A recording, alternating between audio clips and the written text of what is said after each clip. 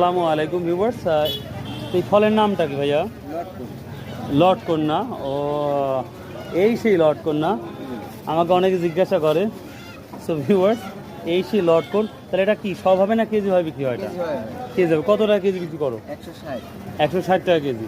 আর এই যে ড্রাগন এটা কত করে? 180 টাকা না ভিউয়ার্স? তো 160 টাকা আর 180 টাকা ড্রাগন। তো রেগুলার কি মখরাবাদ তুমি এখানেই বসো? এখানে আসলে পাওয়া যাবে? সো ভিউয়ার্স, যদি কারো প্রয়োজন হয় লটকন বা হচ্ছে ড্রাগন, তাহলে এই ছোটো ভাইয়ের কাছে আসবেন। এটা হচ্ছে